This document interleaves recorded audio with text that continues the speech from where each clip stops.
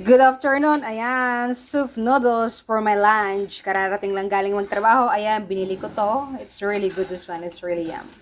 Then, meron tayong mushroom, then trisam.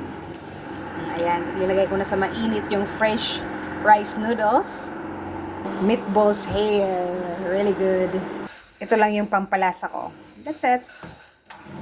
A Blaze Wednesday, everybody. Ayan, ilagay na natin yung broth. Ayan, balik natin ulit. Pinakuluan ko siya, din tinanggal ko yung tubig na pinakuluan. La la la la la. Lagay natin ang mushroom. At ilagay natin ang trisam. At ilagay natin ito. Masarap ang ating lunch for today. Hotpot. Nag-hotpot si Inday Badida. Yeah. Ayan, ang meatballs. Ayan, luto na. Let's kain. I'm making drinks. Milk tea. O, diba? Sugar. Ayan na ang ating noodles. Ayan, ito na ang ating noodles with vegetable. Trisam lamb, then meatballs. Mushroom. Ayan. Yummy lunch. Thank you, Lord, sa food. Napakasarap po.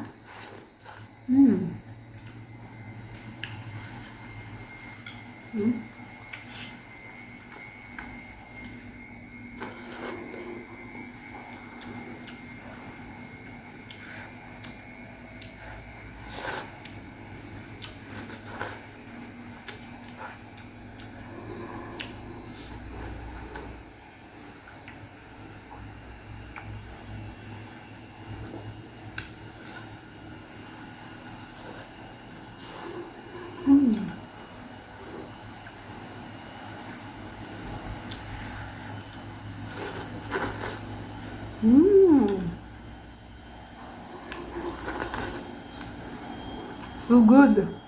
Ayun, pawis na pawis ako. Kasi soup noodles ang ating kinain. Then, mayroon tayong milk tea. Really good lunch. Then, matulog. Diba? We are blessed. I am blessed. Thank you, Lord, for everything, the blessing that I have. Blessed day. Ayan, wisdom natin ngayon.